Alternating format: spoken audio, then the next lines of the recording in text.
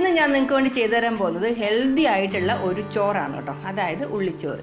ഇത് നമ്മൾ ഡെലിവറി ഒക്കെ കഴിഞ്ഞ് കിടക്കുന്ന ആൾക്കാർ, അല്ലെങ്കിൽ ചില സമയത്ത് നമുക്ക് എന്തെങ്കിലുമൊക്കെ അസുഖം വന്നിട്ടോ അല്ലെങ്കിൽ പനിയൊക്കെ വരുമ്പോൾ നമുക്ക് ചോറ് കഴിക്കാൻ മടിയാവും. ചോറിനോട് ഒരു ടേസ്റ്റും തോന്നില്ല. ചോറ് വേണമെന്നുണ്ട്, കഴിക്കണമെന്നുണ്ട്, പക്ഷെ കഴിക്കാൻ പറ്റാത്തൊരവസ്ഥയൊക്കെയില്ലേ.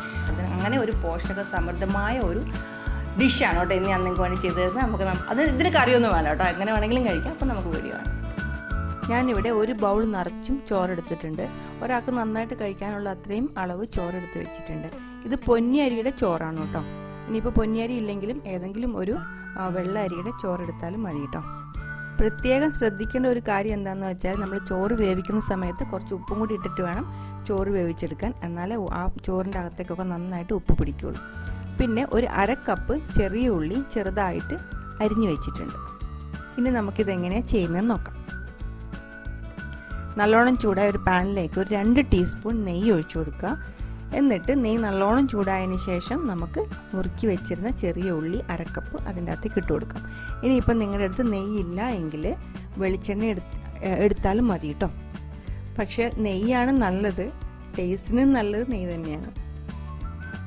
പകുതി ഒന്ന് വഴറ്റിയെടുത്തതിന് ശേഷം നമുക്ക് ഇതിൻ്റെ അകത്തേക്ക് ഉപ്പിട്ട് കൊടുക്കാം. ചോറ് നമ്മൾ ഉപ്പിട്ടാണ് വേവിച്ച് വെച്ചിട്ടുള്ളത്, അപ്പോൾ അത് ഓർത്തിട്ട് വേണം ഇതിൻ്റെ അകത്തേക്ക് ഉപ്പിടാൻ. കുറച്ച് ഉപ്പിട്ട് കൊടുത്താൽ മതി, ബാക്കി ഉപ്പ് ചോറിനുണ്ട്. ഇനി ഇത് നല്ലോണം ഒന്ന് വഴറ്റിയെടുക്കണം. ഒരുപാട് മൊരിഞ്ഞു പോവരുത്, ചുവന്ന കളറൊന്നും ആവാൻ പാടില്ല. മൊരിഞ്ഞിട്ട് ഏകദേശം ഈ ഒരളവിൽ നന്നായിട്ടൊന്ന് വഴറ്റിയെടുക്കണം. നല്ലൊരു മണം വരും കേട്ടോ ആ നെയ്ക്കകത്ത് ഈ ഉള്ളി എല്ലാം കിടന്നൊന്ന് വഴറ്റിയെടുക്കുമ്പോൾ. ഇനി നമുക്ക് തീ സിമ്മിലേക്ക് വെക്കാം. ലോ ഫ്ലെയിമിലാക്കി വെച്ചതിന് ശേഷം എടുത്തു വെച്ചിരുന്ന ചോറ് ഇതിൻ്റെ അകത്തേക്ക് ഇട്ട് കൊടുക്കാം. എന്നിട്ട് നന്നായിട്ടൊന്ന് മിക്സ് ചെയ്യണം. ആ ചോറും നെയ്യും ഉപ്പും ഉള്ളിയും എല്ലാം കൂടിയിട്ട് നല്ലോണം ഒന്ന് മിക്സ് ചെയ്യണം.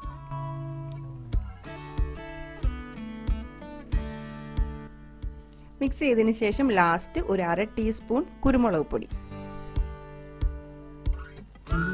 കുരുമുളക് പൊടിയും കൂടി ഇട്ട് കൊടുത്തതിന് ശേഷം ബ്ലാക്ക് പെപ്പർ തന്നെ വേണം കേട്ടോ, വൈറ്റ് പെപ്പർ ഇടണ്ട.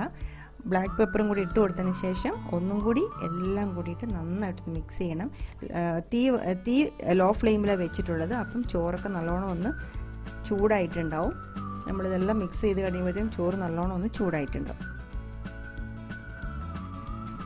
ഇത്രയേ ഉള്ളൂ, ഉള്ളിച്ചോറ് റെഡി ആയിട്ടുണ്ട്. ഇത് ആർക്ക് വേണമെങ്കിലും എപ്പോൾ വേണമെങ്കിലും ഉണ്ടാക്കി കഴിക്കാൻ പറ്റുന്ന, പെട്ടെന്ന് ഉണ്ടാക്കി കഴിക്കാൻ പറ്റുന്ന ഒരു അടിപൊളി റൈസാണ്. ഇതിനിപ്പം ഡെലിവറി കഴിയണമെന്നോ സുഖമുണ്ടാവണമെന്നോ ഒന്നുമില്ല, എപ്പം വേണമെങ്കിലും ആർക്ക് വേണമെങ്കിലും കഴിക്കാം.